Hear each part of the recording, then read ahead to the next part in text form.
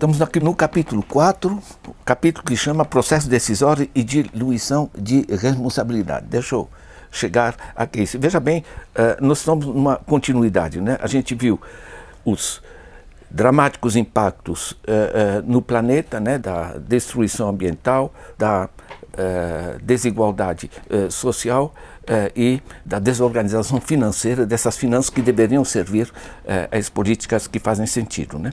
Nós pegamos depois os grandes grupos corporativos, né, os 147 que mandam no planeta, vimos o seu julgatismo e vimos no capítulo 3, digamos, essa burocratização do sistema, esses gigantes planetários que hoje essencialmente buscam lucro a todo custo, inclusive com impactos muito negativos para as populações em termos de emprego, ambiental, social, e que essencialmente fazem muito mais política, né, e controle de empresas do que efetivamente produzir alguma coisa, né? Esse conceito de buscar lucro a todo custo, vamos entrar no detalhe, né? Quer dizer, nós temos inúmeros exemplos de criminalidade financeira, temos o HSBC com lavagem de dinheiro de drogas, temos a Volkswagen com as emissões, o trambique sobre as emissões dos seus carros e coisas do gênero. Mas é interessante a gente pegar por que gente bem formada, que conhece sua área, bons técnicos, engenheiros em países ricos, ganhando bons salários, geram uma criminalidade com prática cotidiana. Eu vou dar um exemplo da Samarco, né, porque é familiar para as pessoas, os desastres que se criou. E a Samarco, um engenheiro chega, e hoje a gente sabe, já saíram os dados que a Samarco sabia dos vazamentos do DIC, né, tomou providência para não reduzir o interesse dos seus acionistas. E eu penso o seguinte: quem manda na Samarco? É o dono da Samarco? Não, porque o dono real, na realidade, você tem dois donos que controlam a Samarco, né?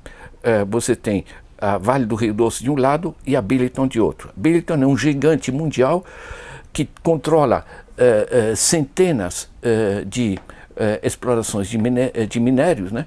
E não tem a mínima ideia de onde fica a Mariana, onde fica a Samarco, coisa do gênero. Ela sabe que ali da Samarco tem que sair mais de $1 bilhão de lucro ao ano, né? Agora, de um lado da Vale do Rio Doce, a Vale do Rio Doce é controlada por outro grupo, que é um grupo financeiro, que é uma holding financeira que chama Vale Par, Vale Participações.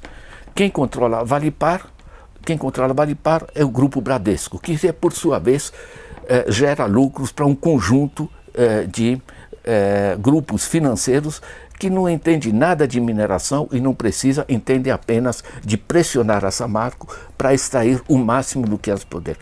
Então, quando o engenheiro diz: chefe, vai dar rolo aquele DIC, vai dar um desastre, o chefe diz: sabe o que é?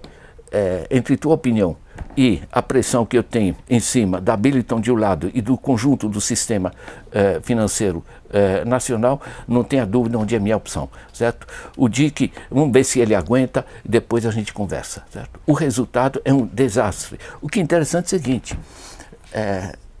dentro da empresa mudou o processo decisório. Os caras que entendem, os engenheiros do processo, e que dizem: olha, esse negócio não pode por razão de existir, eles não mandam. Quem manda nas empresas e nas grandes corporações hoje é o jurídico, o financeiro e o marketing.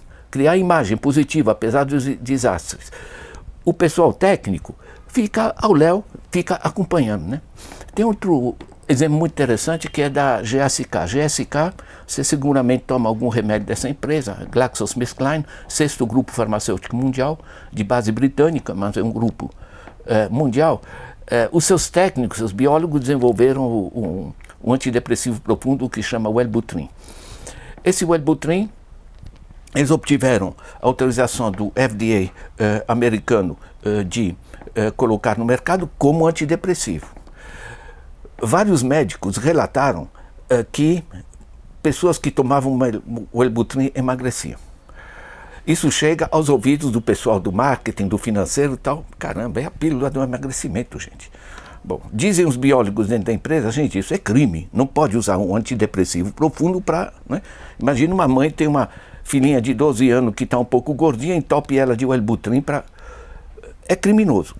Agora, interessante para nós é o seguinte, como é que a GSK e tantas outras empresas adotam atitudes criminosas quando as pessoas são engenheiros formados, são financistas, são advogados e toda essa coisa, né? E entendem tudo de leis, além do mais, né? O fato é que a GSK foi condenada. Depois que fizeram essa publicidade, vendendo pílula do emagrecimento, que é um crime, né? Uma empresa farmacêutica fazendo isso, né? O interessante é o seguinte, eu pergunto às vezes para os meus alunos, né? O que vocês acham que aconteceu quando saíram nos jornais que a GSK está fazendo fraude desse tipo com medicamentos? As ações caíram? Não, as ações subiram. Por quê? A empresa mostrou que ela ganhou mais dinheiro com essa pílula do emagrecimento do que a multa de 2,8 bilhões de dólares, uma gigantesca multa que eles estão pagando, né? Foram condenados. Né? E tem mais. Hoje, eles não precisam reconhecer culpa. Eles pagam. Certo? Isso se chama, tecnicamente, settlement. Você pode pegar qualquer empresa que te interesse, em vez de colocar só o nome da empresa na internet ou no Google, você põe o nome da empresa e acrescenta settlement, quando esteja, ou seja, acordo judicial. Na realidade, interessa a justiça ganha e os governos ganham uma bela grana. Os responsáveis na empresa, ninguém é preso, ninguém é processado, porque eles não precisam formalmente reconhecer a culpa. E a partir daí você capturou não só o sistema político, você capturou também o sistema judiciário. Né? Nós vamos ver isso mais adiante, digamos, esse tipo de captura. O que nos interessa nesse momento, o mais importante é o seguinte, você gerou um sistema de desresponsabilização. Né?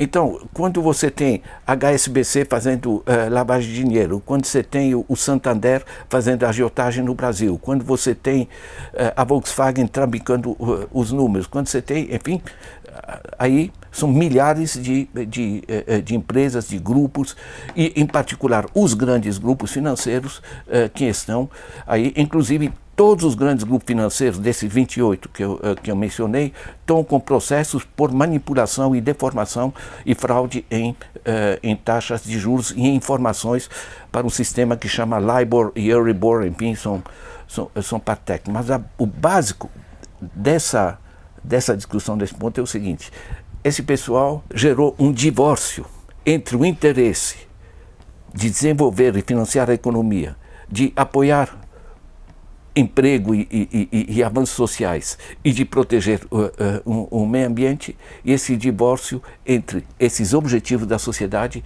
e objetivos financeiros de curto prazo dos grandes grupos. Há uma desresponsabilização interna, ninguém responde. A gigantesca crise que foi um desastre para o planeta nos anos 2008, como diz Joseph Stiglitz, Prêmio Nobel de Economia, ninguém foi preso, ninguém foi responsabilizado. Em seguida, nós vamos ver como esses gigantes com essa zona para qualificar direito que foi criada, como eles estão começando a organizar esse oligopólio. De certa maneira, passo a passo, a gente vai destrinchando como o sistema funciona.